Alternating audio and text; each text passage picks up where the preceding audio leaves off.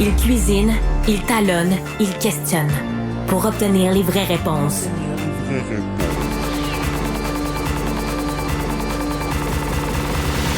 Du Trizac.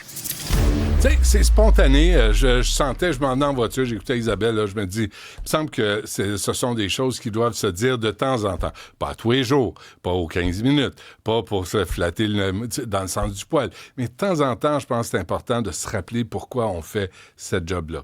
Juste vous dire que vers 12h30, on aura Alain Gauthier.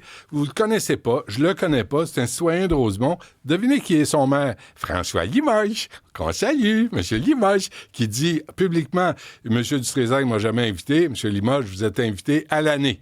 Vous venez quand vous voulez, à l'heure que vous voulez. On va même vous payer le lunch s'il faut. Non, on peut pas, là. Il va penser que c'est un pot de vin.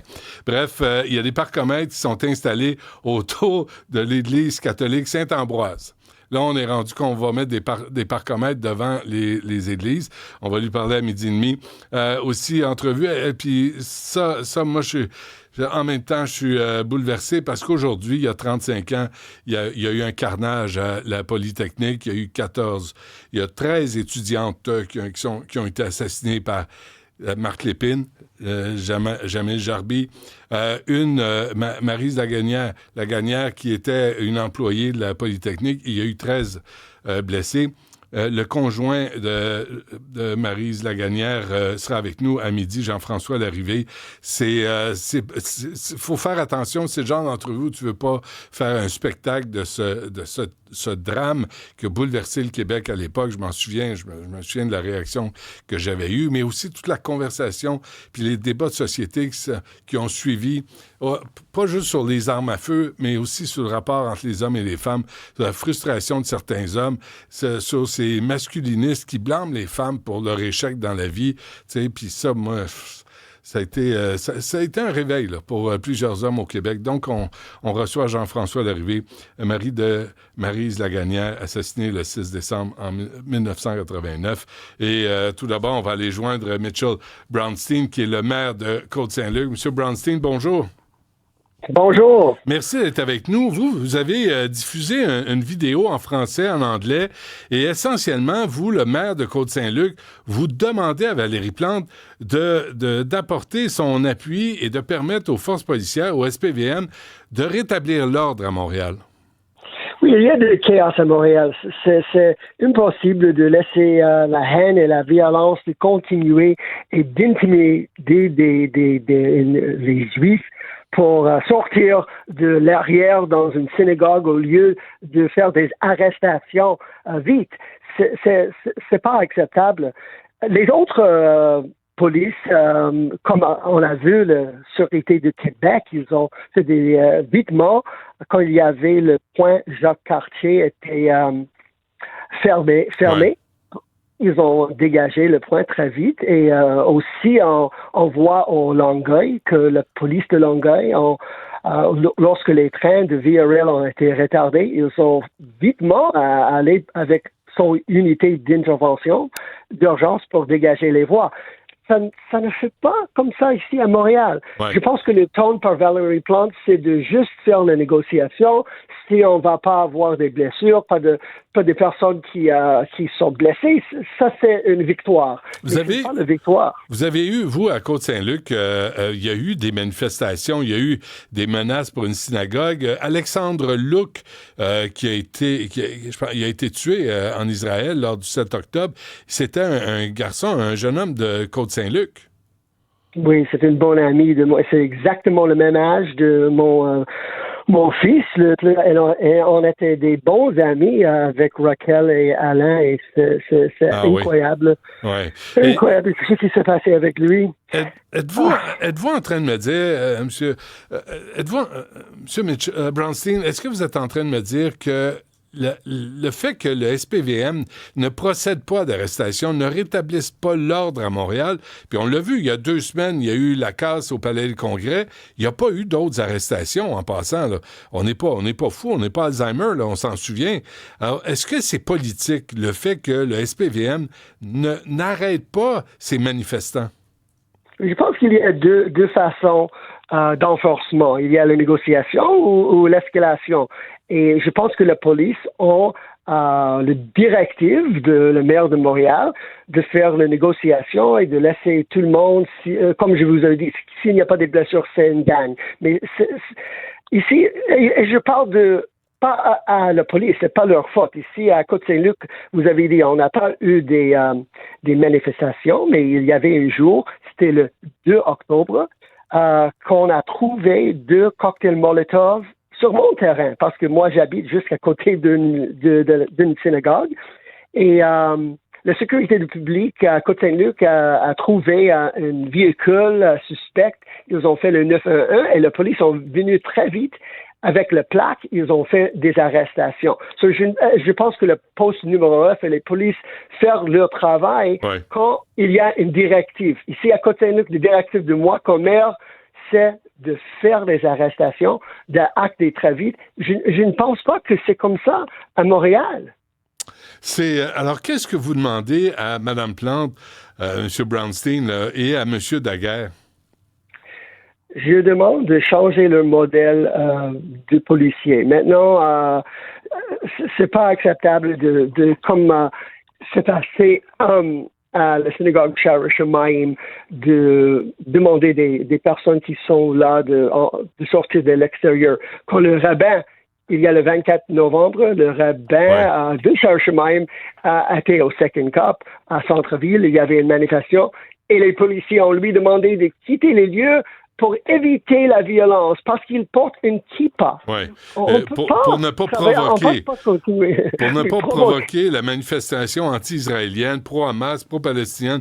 On ne sait pas qui fait partie de ces manifestations-là, M. Brownstein, mais c'est aberrant qu'il n'y ait pas eu, après toute la casse, après tout le vandalisme, et les menaces de mort, que ce soit dans les universités Concordia et McGill, je comprends pas qu'il n'y ait pas eu plus d'arrestations. On sait qui est à la tête de ces mouvements-là, d'ailleurs.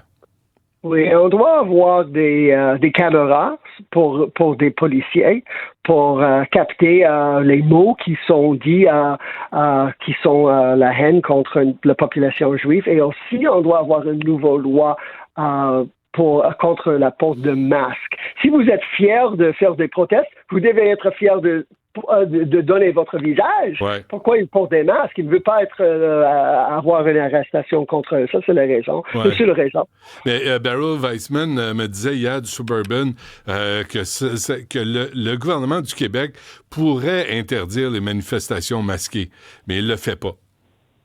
Oui, il y avait une loi, le 2016, qui n'était pas... que le Cour supérieur a dit qu'on peut pas l'utiliser. Le règlement P6, oui. Oui, mais maintenant, je pense que parce que la situation a changé beaucoup, je pense que le juge va dire que le système à Montréal, pas seulement à Montréal, mais certainement à Montréal, est pas acceptable et on doit avoir une loi, un règlement pour que les masques ne sont pas acceptables. Mais on doit commencer avec une loi. On doit commencer avec une nouvelle loi. Oui, mais c'est pas la mairesse Plante qui va le demander. Moi, je vais le demander et je pense qu'il y a des autres maires sur l'île de Montréal qui vont le demander avec moi. Je vais essayer de travailler avec tout le monde et finalement, j'espère que Montréal, je vais demander à Mme Plante aussi de le faire. Je suis un membre de l'agglomération de Montréal.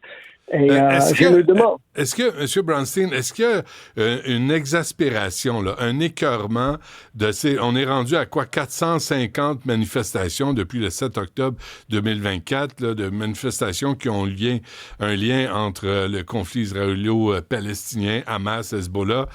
Est-ce qu'il y a un écœurement là, dans la population là, qui demande, qui exige au SPVM, qui exige à l'Hôtel de Ville de Montréal de prendre des actions fermes? Oui, je pense que la population n'aime pas ce qui se passe. C'est plus de 400 manifestations, c'est pas acceptable. C'est un conflit qui à l'extérieur de Montréal. Ici à Montréal, on doit avoir le fait que tout le monde va être accepté comme égal et d'avoir le respect à l'un à l'autre. On ne peut pas chanter les mots comme Final Solution ou juste River to the Sea. Tous ces mots, on peut pas accepter Mais que ça a l'air que oui. À Montréal. M. Brownstein, oui, à Montréal, on peut. On peut demander le génocide du peuple israélien, là, du Jourdain à la Méditerranée. On peut l'ouvrir, et même qu'il y a des membres du gouvernement du Québec, ou de l'Assemblée nationale, qui retransmettent ces manifestations-là, qui revendiquent From the River to the Sea. C'est complètement aberrant que personne soit retenu responsable de ça. Oui, et pour moi, j'habite ici à Montréal toute ma vie et c'est seulement depuis l'octobre de l'année passée que c'était comme ça. Avant, j'ai pensé toujours que ça, c'est quelque chose que mes parents m'ont parlé avant la Deuxième Guerre mondiale, qui existe en Europe. Mais j'ai jamais pensé que ça va venir à Montréal. OK. Avant qu'on se quitte, M. Brownstein, dimanche, le Montreal for Palestine annonce une manifestation devant la basilique Notre-Dame ce dimanche. Et là, c'est l'occasion là, pour Valérie Plante de changer sa stratégie, pour Fadi Daguerre de changer la stratégie et d'intervenir avant que la manifestation tienne lieu, là. J'espère, on va le voir. On va essayer tout le monde pour qu'elle le fasse. Eh ben, mais c'est tout, là. C'est tout ce qu'on peut dire. On souhaite qu'elle le fasse, mais il y a personne qui l'interpelle directement, Valérie Plante. Qu'est-ce que tu fais avec Montréal ou Fadi Daguerre? Comment ça se fait que vos policiers ont l'air des touristes? Comment ça se fait que personne, vous descendez pas à l'hôtel de ville, puis vraiment fâché, puis dire, là, ça suffit, là. Je veux des réponses, je veux de l'action. Non, je pense qu'il y a beaucoup de personnes qui essayent. J'étais à une réunion avec Anthony Housefather et avec un représentant de Liz Pratt de la Provence, notre membre de l'Assemblée nationale, et avec le Rabbi Pupko, et Rabbi Shar et la police. Et c'était la semaine passée. On essaie continuellement. On va jamais arrêter d'essayer de changer le style de renforcement, parce que c'est le style de renforcement qui est faux. Si on va changer le style d'enforcement, on va avoir une déterrence contre des personnes. On doit avoir des arrestations vite, comme je vous avais dit, des caméras pour capter les mots haineux vite. Et si on va continuer ensemble avec les autres maires de la ville, je pense qu'on peut gagner finalement de retourner Montréal à la place où il était pendant toute ma vie avant l'année passée. Bon, ben, souhaitons-le. Mitchell Brownstein, le maire de Côte-Saint-Luc, merci et bonne chance. OK, merci beaucoup.